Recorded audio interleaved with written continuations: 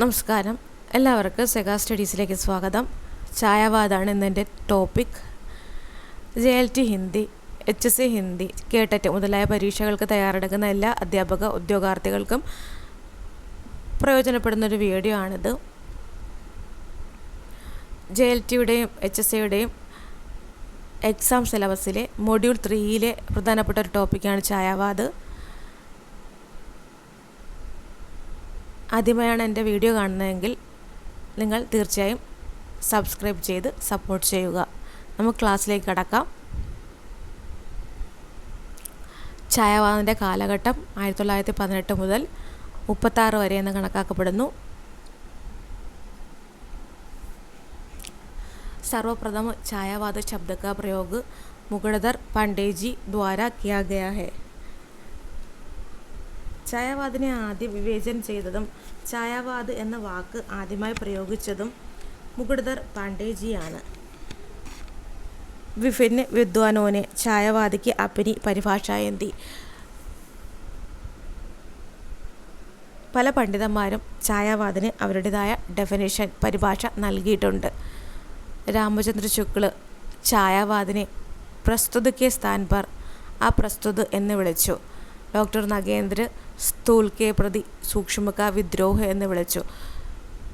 ഇത് പല പരീക്ഷകളിലും ചോദിച്ചു കണ്ടിട്ടുള്ളൊരു ചോദ്യമാണ്. സ്ഥൂൽ കെ പ്രതി സൂക്ഷ്മ കാ വിദ്രോഹ എന്ന് ഛായാവാദിനെ വിളിച്ചത് ആരെയാണ്? ഡോക്ടർ നഗേന്ദ്ര. ഒത്തിരി പരീക്ഷകളിൽ വന്ന ചോദ്യമാണിത്. നിരാല ഛായാവാദിനെ നവജാഗരൺ കാ സന്ദേശ് വാഹക് എന്ന് വിളിച്ചു. ഡോക്ടർ നാംവർ സിംഗ് വ്യക്തിവാദ കാ കവിത എന്ന് ഛായാവാദിനെ വിളിച്ചു. ഛായാവാദിൻ്റെ പ്രവർത്തക കവി എന്നറിയപ്പെടുന്നത് ആരാണ്? ജയശങ്കർ പ്രസാദാണ്. ശ്രീധർ പാഠക് കോ സ്വച്ഛന്ദതാവാദ കെ പ്രവർത്തക ബതാനെ വാല കോൻ ഹെ. ശ്രീധർ പാഠകനെ സ്വച്ഛന്ദതാവാദ്, അതായത് ഛായാവാദിനെ തന്നെയാണ് സ്വച്ഛന്ദതാവാദ് അല്ലെങ്കിൽ റൊമാൻറ്റിസിസം എന്ന് വിളിക്കുന്നതും ഛായാവാദിനെ തന്നെയാണ്. ഇതിൻ്റെ പ്രവർത്തകൻ എന്ന് ശ്രീധർ പാഠകനെ വിളിച്ചത്. ശ്രീധർ പാഠകാണ് സ്വച്ഛന്ദതാവാദിൻ്റെ പ്രവർത്തകൻ എന്ന് പറഞ്ഞത് രാമചന്ദ്ര ശുക്ലാണ്. ഛായാവാദ് കാ വിഷ്ണു കിസെ മാനാ ഗയാ ഹെ. ഛായാവാദിൻ്റെ വിഷ്ണു എന്നറിയപ്പെടുന്ന ആരെയാണ്? നമ്മുടെ സുമിത്രാനന്ദൻ പന്തിനെയാണ് കേട്ടോ.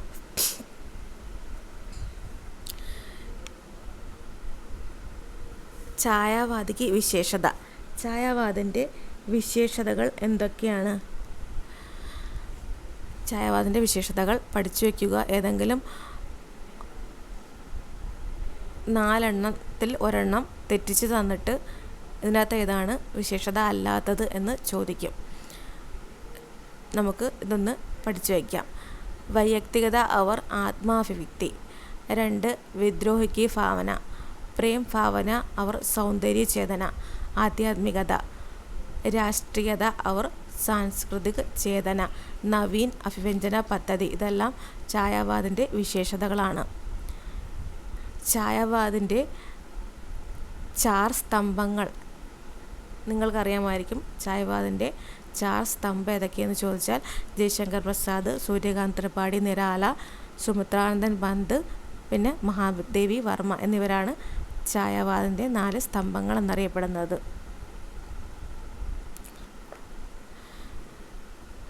നമുക്ക് ആദ്യം ജയശങ്കർ പ്രസാദിനെ പറ്റി പഠിക്കാം.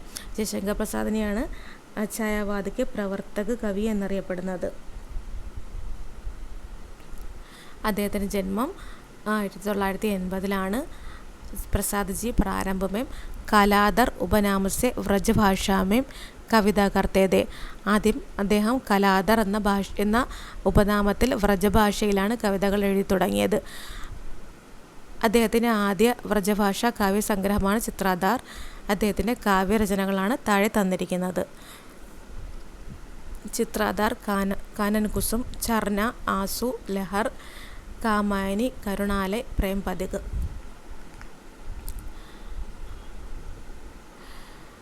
ഇത് അദ്ദേഹത്തിൻ്റെ നാടകം. അടുത്ത കഹാനി സജ്ജൻ, കല്യാണി ഭരണായി, കരുണാലയ്, വിശാഖ്, കാമുന, രാജശ്രീ, അജാതശത്രു, ദുർസാമിനി, ജന്മഞ്ജേക, രാജയജ്ഞ.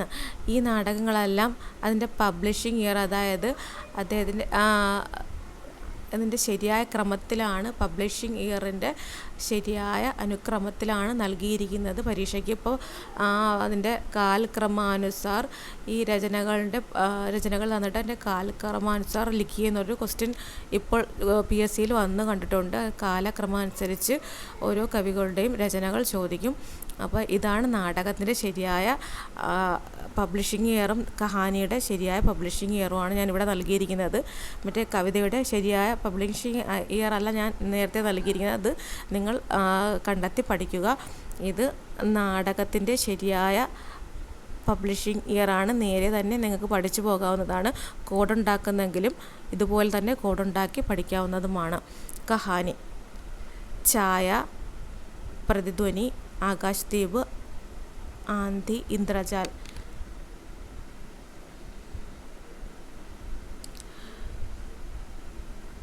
ഇനി അദ്ദേഹത്തിൻ്റെ കാമായനി, അദ്ദേഹത്തിൻ്റെ അന്തിം പ്രൗഢ കൃതിയാണ് കാമായനി. ഈ കാമായനിയെ മുക്തിബോധ് ഫാൻറ്റസി എന്ന് വിളിച്ചു. നാംവർ സിംഗ് കാമായനിയെ ആധുനിക സഭ്യത കാ പ്രതിനിധി എന്ന് വിളിച്ചു. അദ്ദേഹത്തിൻ്റെ ഓരോ കവിതയ്ക്കും ഓരോ പ്രത്യേകതകളുണ്ട്. അത് പഠിച്ചു വച്ചിരിക്കുന്നത് നല്ലതായിരിക്കും. ചർന ഛായാവാദി ശൈലി കാ പ്രഥമ കാവ്യസംഗ്രഹമാണ്. ആൻസു ഗീതാത്മക് വിരഹ കാവ്യമാണ്. പ്രേം പഥിക് അതുകാൽ രചനയാണ്. കരുണാലയ ഗീതി നാട്യ കാവ്യ ആണ്. അടുത്തത് നമുക്ക് പ്രസാദ്ജിയുടെ അന്തിം പ്രൗഢ കൃതി ഏതെന്ന് ചോദിച്ചാൽ അത് കാമായനിയാണ്. ഇപ്പോൾ കാമായനിയിൽ തന്നെ ചില ചോദ്യങ്ങൾ ചോദിച്ചു കണ്ടിട്ടുണ്ട്. കാമായനിയിലെ നായകൻ മനു എന്തിൻ്റെ പ്രതീകമാണ്? നായിക ശ്രദ്ധ എന്തിൻ്റെ പ്രതീകമാണ്? അങ്ങനെ ചോദിച്ച് കണ്ടിട്ടുണ്ട്. മനു മൻഗ പ്രതീക്, ശ്രദ്ധ ഹൃദയത്തിൻ്റെ പ്രതീകം, അവരുടെ മകനായ കുമാർ മാനവിൻ്റെ പ്രതീകം, ഈട ബുദ്ധിയുടെ പ്രതീകം. അപ്പോൾ കാമായനി അദ്ദേഹത്തിൻ്റെ അന്തിം പ്രൗഢ കൃതിയാണ്. ഇത് ഗീതാത്മക് പ്രബന്ധ കാവ്യമാണ്. അടുത്തത് നമുക്ക് സൂര്യകാന്ത് ത്രിപാഠി നിരാലയെക്കുറിച്ച് പഠിക്കാം.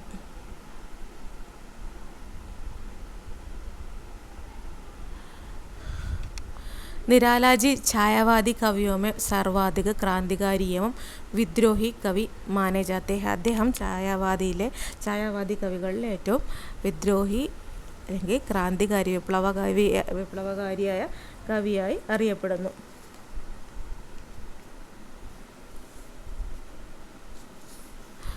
അദ്ദേഹത്തിൻ്റെ കാവ്യരചനകളാണ് താഴെ നൽകിയിരിക്കുന്നതും. ഇതെല്ലാം കാലക്രമാനുസാരം തന്നെയാണ് നൽകിയിരിക്കുന്നത്. കോഡുണ്ടാക്കുമ്പോൾ ഇങ്ങനെ കോഡുണ്ടാക്കി പഠിക്കാവുന്നതാണ്.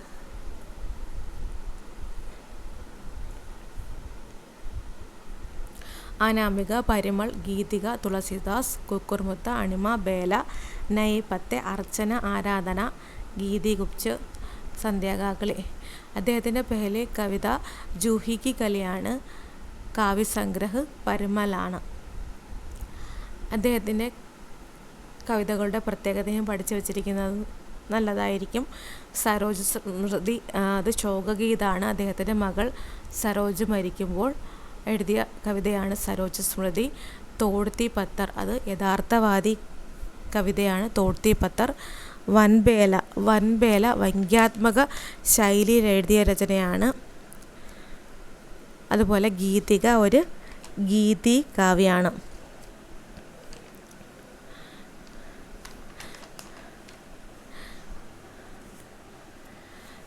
അർച്ചന, ആരാധന, ഗീതി ഗുപ്ച് എന്നീ രചനകളും ഗീതി ശൈലിയിൽ എഴുതിയിട്ടുള്ള രചനകളാണ്.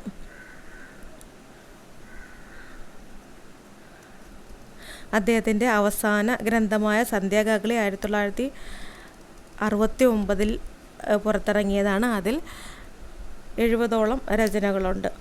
അദ്ദേഹത്തിന് ഒരു സ്വച്ഛന്ദതാവാദി കവിയെന്നും അറിയപ്പെടുന്നു. യഥാർത്ഥ റൊമാൻറ്റിക് സ്വച്ഛന്ദതാവാദി കവി എന്നറിയപ്പെടുന്നത് നിരാലയാണ്. അടുത്ത സുമിത്രാനന്ദൻ പന്ത്.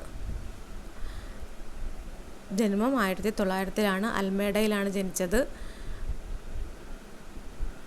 പ്രകൃതിക്ക് സുകുമാർ കവി എന്നാണ് അവിടെ വായിക്കേണ്ടത്. പ്രകൃതിയുടെ സുകുമാർ കവി എന്നറിയപ്പെടുന്നതാണ് സുമിത്രാനന്ദൻ പന്തിനെയാണ്. പ്രഗതിയല്ല, പ്രകൃതിയാണ്. അദ്ദേഹത്തിൻ്റെ പെഹലെ കവിത ഗിരിജയ്ക്ക് ടണ്ട ആണ്. അദ്ദേഹത്തിൻ്റെ കാവ്യരചനകൾ അവിടെ പ്രകാശൻ വർഷം എഴുതിയിട്ടുണ്ട്. വീണ, ഗ്രന്ഥി, പല്ലവ്, ഗുഞ്ചൻ, യുഗാന്ത്, യുഗവാണി, ഗ്രാമ്യം അദ്ദേഹത്തിൻ്റെ കാവ്യരചനകളാണ്.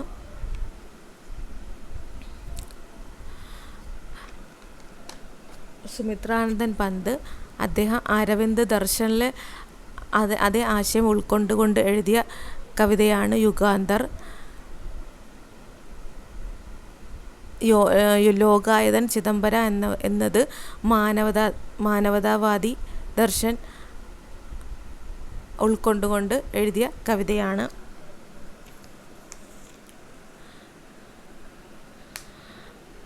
അദ്ദേഹത്തിൻ്റെ ആദ്യത്തെ ഛായാവാദി രചന ഉച്ഛ്വാസാണ്. അവസാനത്തെ ഛായാവാദി രചന ലോകായതനുമാണ്. ലോകായതൻ മഹാകാവ്യാണ്. ഇത് ഗാന്ധിജിയുടെ ജീവൻ ഭർ ലിഖി ഗയി കവിത ഹെ.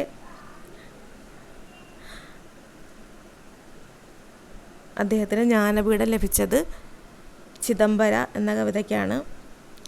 ഗ്രാമ്യം എഴുതിയിരിക്കുന്നത് ഗ്രാമീൺ ജീവൻ കി ആധാർ പർ ലിഖി ഗയി കവിതയാണ് ഗ്രാമ്യം എന്നുള്ളത്.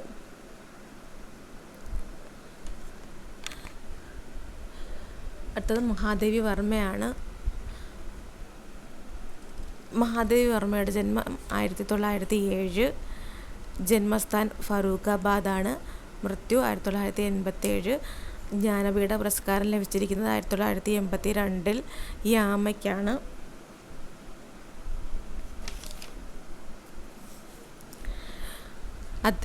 മഹാദേവി വർമ്മയുടെ കാവ്യസംഗ്രഹമാണ് നിഹാർ, രശ്മി, നീരജ, സന്ധ്യാഗീത്, യാമ, ദീപശിഖ എന്നുള്ളത്. മഹാദേവി വർമ്മയുടെ രേഖാചിത്രമാണ് അതേതിക്കെ ചലച്ചിത്ര, സ്മൃതി കി രേഖായേം, മേരാ പരിവാർ, നിബന്ധ്. മഹാദേവി വർമ്മയുടെ നിബന്ധ് ഏതൊക്കെയാണ്? ശൃംഖല കി കടിയ, സാഹിത്യകാർ കി ആസ്ഥ, സങ്കല്പികത, സംഭാഷൺ, ഭാരത് സംസ്കൃതി കെ സ്വർ. സംസ്മരൺ ഏതൊക്കെയാണ്? പതിക്കെ സാത്തി, മേരാ പരിവാർ, സ്മൃതി ചിത്ര എന്നിവയാണ് മഹാദേവി വർമ്മയുടെ സംസ്മരണം.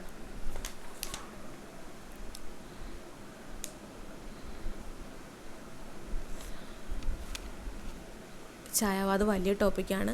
ഈ വീഡിയോയിൽ ഉൾക്കൊള്ളിക്കാൻ പറ്റുന്നത്ര പ്രധാനപ്പെട്ട പോയിന്റ് മാത്രമേ ഉൾക്കൊള്ളിച്ചിട്ടുള്ളൂ. തീർച്ചയായും നിങ്ങൾ കൂടുതൽ പഠിക്കുക. വീഡിയോ ഇഷ്ടപ്പെട്ടെങ്കിൽ തീർച്ചയായും ചാനൽ സബ്സ്ക്രൈബ് ചെയ്യുക. Thank you for watching Sega studies.